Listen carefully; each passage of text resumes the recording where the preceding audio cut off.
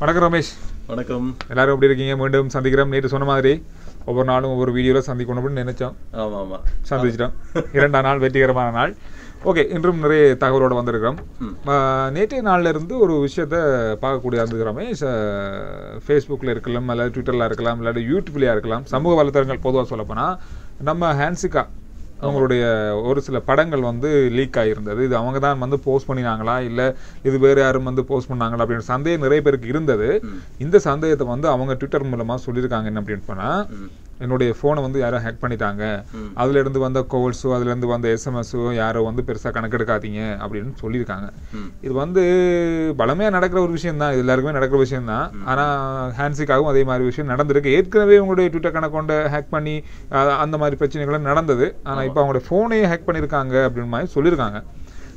எனக்கு என்ன ஏற்றுக்கொள்ள முடியாத மாதிரி தெரியுது. இன்னொரு பக்கத்துல சொல்றாங்க என்ன அப்படின்னா, ஹன்சிகாவுக்கு வந்து இப்ப எதிர்பார்த்த மாதிரி படங்கள் இல்ல, அதனால இந்த மாதிரி ஏதாவது ஒரு பிரச்சனை சர்ச்சையை கிளப்பினா கொஞ்சம் கவனம் எல்லாம் வந்து அவங்களோட பக்கம் திரும்பலாமே. அப்படி கூட இருக்கலாம். எனக்குன்னா அப்படிதான் தெரியுது. நிறைய பேர் அப்படிதான் கமெண்ட் போட பண்ணியிருக்காங்க. ரைட். இதெல்லாம் தாண்டி இப்பொழுது நம்ம தளபதி விஜயுடைய 63வது திரைப்படம் தெரியுமா உங்களுக்கு? என்ன பேருன்னு தெரியுமா? பேர் தெரியாது. ஏதாவது சொல்லிடுவீங்கன்னு நினைச்சேன். அதாவது இப்போ ஷூட்டிங் வந்து நடைபெற்று கொண்டு சென்னையில் நடக்குது. ஆனால் நிறைய பேருக்கு தெளிவாக தெரியல இது எந்த இடத்துல நடக்குது அப்படின்னு. இந்த மாதம் முழுவதும் நடந்து அடுத்த மாதம் 2ஆம் வாரம் வரைக்கும் நடக்கும். கிட்டத்தட்ட 25 நாட்கள் தொடர்ச்சியாக அந்த இடத்துல ஷூட்டிங் நடக்க இருக்கு அப்படின்னு சொல்லப்பட்டிருக்கு. நேற்றைய நாளில் வந்து தளபதி அவர்கள் ஷூட்டிங் முடிச்சுட்டு காரில் போகும்போது ரசிகர்கள் வந்து அவரை வந்து சூழ்ந்துட்டாங்க. அவரை காருக்குள்ள போயிட்டு திரும்ப இறங்கி கை காட்டிட்டு போயிருந்தாரு. நிறைய உற்சாகத்துல ரசிகர்கள் இருந்தாங்க. இந்த மாதிரி விஷயங்கள் நடக்கும்போது தொடர்ச்சியா இந்த 21 நாட்கள் ஷூட்டிங் நடக்க போகுது இல்லையா, கொஞ்சம் தடுமாறிக்கிட்டு போயிருக்கு. ஷூட்டிங் நடக்க போகுது இல்லையா, இந்த ஷூட்டிங் நடக்கிற நேரத்துல வந்து ரசிகர்கள் எப்படி கண்ட்ரோல் பண்ண போறாங்க அப்படின்ற மாதிரி கேள்விகள் நிறைய இருக்கு.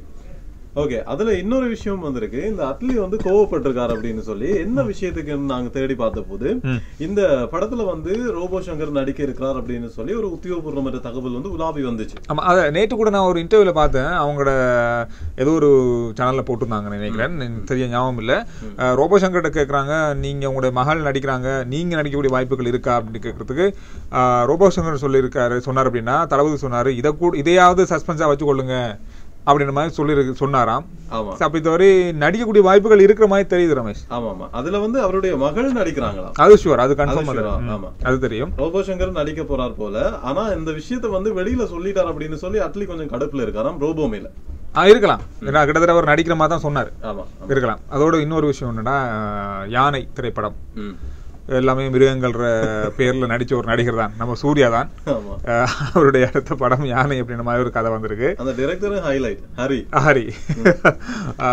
சிங்கம் இப்போ யானையில வந்து நிக்க சிங்கம் 2, 3 எல்லாம் வருமானு யானையில வந்து ஏபிஎம் தான் வந்து நீண்ட நாளைக்கு பிறகு இந்த படத்தை தயாரிக்கிறதா சொல்லப்பட்டிருக்கு ரமேஷ்.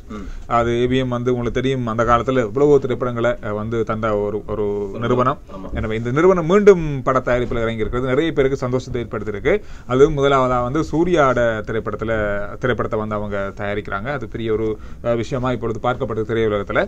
ஓகே, அதையும் தாண்டி டி இமான் அடிச்சு தூக்கு பாடலா இருக்கலாம், மற்றது பாடலா இருக்கலாம். விஸ்வாசம் திரைப்படத்துல இன்னும் அதிகமாக பேசப்பட்ட ஒரு இசையமைப்பாளராக மாறி இருக்காரு நம்ம டி இமான். இமானுடைய பிறந்த நாள் இன்று. அவருக்கு எங்களுடைய வாழ்த்துக்கள்.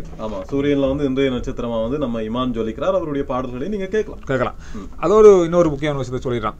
அதாவது சென்னைக்குரிய பாக்ஸ் ஆபீஸ் நிலவரம், விஸ்வாசம், பேட்டை திரைப்படங்கள் வெளியாகி இப்பொழுது 3வது வாரத்தை நெருங்கி கொண்டிருக்கிறது. 3வது வாரம் நெருங்கிட்டு அப்படின்னு சொல்லலாம். எனக்கு கிட்டத்தட்ட இந்த வார இறுதியோட 3வது வாரம். இந்த வாரத்தை பொறுத்தவரை சென்னை சிட்டி பாக்ஸ் ஆபீஸ் நிலவரங்கள் செகண்ட் வீக்குக்காக வெளியாகி இருக்கு ரமேஷ். அதாவது பேட்ட திரைப்படத்தை பொறுத்தவரையில 12,73,00,000 ரூபாய் வந்து இதுவரைக்கும் வசூலா பெற்றிருக்கிறது 2வது வாரத்துல. அதோட விஸ்வாசம் திரைப்படம் 10,22,00,000 வசூலா பெற்றிருக்கிறது. கிட்டத்தட்ட 2 திரைப்படங்களுமே சென்னை சிட்டி பாக்ஸ் ஆபீஸ்ல வந்து 10 கோடியை தாண்டிய திரைப்படங்கள் வரிசையில இணைஞ்சிருக்கு. ஏற்கனவே உங்களுக்கு தெரியும், சர்க்கார், மெரசல், 2.0, எந்திரன், காலா இந்த மாதிரி திரைப்படங்கள் இருந்தது. அதோடு இந்த திரைப்படங்களும் இணைஞ்சிருக்கு. நம்ம தலையோட திரைப்படத்தின் இரண்டாவது திரைப்படம் இந்த சென்னை சிட்டிக்குள்ள 10 கோடியை தாண்டிய திரைப்படத்துல விஸ்வாசம் இணைஞ்சிருக்கு. சூப்பர். ஓகேவா? அடுத்து மட்டும் இல்லாம அடிச்சு தூக்கு பாடல் பெரிய லிஸ்ட் ஒன்று இருக்குன்னு பாருங்க. அடிச்சு தூக்கு பாடல் வந்து நேற்றைய நாள்ல வெளியாக இருந்தது. லஹாரி மியூசிக் அவங்களுடைய ஒபிஷியல் யூடியூப் தளத்துல வெளியிட்டிருந்தாங்க. கிட்டத்தட்ட 2 மில்லியனை இப்பொழுது நெருங்கி கொண்டிருக்கிறது. எனவே அதிகமாக இன்னும் விசுவாசத்துக்கான அந்த எதிர்பார்ப்பு இருக்கு அப்படின்றதுல இந்த மாதிரியான விஷயங்களை வச்சு பார்க்கலாம். இந்த வார இறுதி கூட மிகப்பெரிய ஒரு எதிர்பார்ப்பை மிகப்பெரிய ஒரு வசூலை தரும் அப்படின்ற மாதிரியான ஒரு கதை வருது, அடிபடுது. அதோடு இன்னும் ஒரு முக்கியமான விஷயம் தான் கடைசியா சொல்லணும்னு நினைச்சிருந்தேன். சர்க்கார் திரைப்படம் உங்களுக்கு தெரியும், மிகப்பெரிய எதிர்பார்ப்போடு வந்த ஒரு திரைப்படம். இப்ப குடியரசு தினத்துக்கு அந்த படத்தை வந்து சன் டிவில போட போறாங்க. அது ஒரு பக்கம் இருக்க, இந்த திரைப்படத்தினுடைய சாதனைகள் அப்படின்னு வசூல் சாதனைகள் அப்படி நிறைய சினிமா சாதனைகள் வச்சது இல்லையா. ஆனா சர்க்காருடைய அந்த வசூல் இருக்குதானே, ஒவ்வொரு தியேட்டர்லயும் வந்து ஒவ்வொரு ஏரியாவுக்கும் ஒவ்வொரு விதவிதமான நேரங்கள் ஒதுக்கப்பட்டிருக்கும். அந்த ஏரியாவுக்குள்ள இவ்வளவுதான் வரும் அப்படின்ற ஒரு கணக்கும் இருக்கும். ஆனா சர்க்கார் திரைப்படம் எவ்வளவு சாதனை எவ்வளவு வசூலை வந்து ஒரு தியேட்டருக்கு பெற்றுக் கொடுத்ததோ அதை விட விஸ்வாசம் திரைப்படம் வந்து சில இடங்கள்ல அதிகமான இடங்கள்ல வந்து அந்த தியேட்டர்களுக்கு அதிகமான வசூலை பெற்றுக் கொடுத்திருக்கு அப்படின்னு சொல்லப்படுது. ஆமா, அப்ப நிறைய இடங்கள்ல இப்ப பேசப்படுது சர்க்கார் சாதனையை வந்து விஸ்வாசம் முறியடிச்சிருக்கு அப்படின்ற மாதிரி இருக்கு. நாங்க கூட அப்படித்தான் போட்டிருக்கோம். ஆனா என்ன அதுல முக்கியமான விஷயம் பாத்தீங்கன்னா, நிறைய திரையரங்குகளுடைய சர்க்கார் வசூல் சாதனையை வந்து விஸ்வாசம் திரைப்படம் அதிகமா பெற்றிருக்கு. அதான் முக்கியமான விஷயமே. பிரேக் பண்ணியாச்சு, நிறைய இடங்கள்ல பிரேக் பண்ணியாச்சு. ஒட்டுமொத்தமா எல்லாம் பிரேக் பண்ணல. ஆனா அந்த சில இடங்கள்ல அந்த சாதனை இப்ப 15 லட்சத்துக்கு சர்க்கார் திரைப்படம் ஒரு திரையரங்கு ஃபுல்லா வருமானம் வந்திருக்கு அப்படின்னு வச்சீங்கன்னா இப்ப 20 லட்சமா மாறி இருக்கு விஸ்வாசம் திரைப்படம். அதான் இப்போதைக்கு விஷயம். அந்த விஷயத்தோடு நாங்க இன்றைய செய்திகளை முடிச்சு கொள்ளலாம்னு நினைக்கிறேன். நாளைக்கும் நாங்க வந்து உங்களோட கலகலப்பா நிறைய விஷயங்களோடு பகிர்ந்துக்கிறோம். அதுவரையில் விடைபெற்றுக் கொள்றோம். வணக்கம்.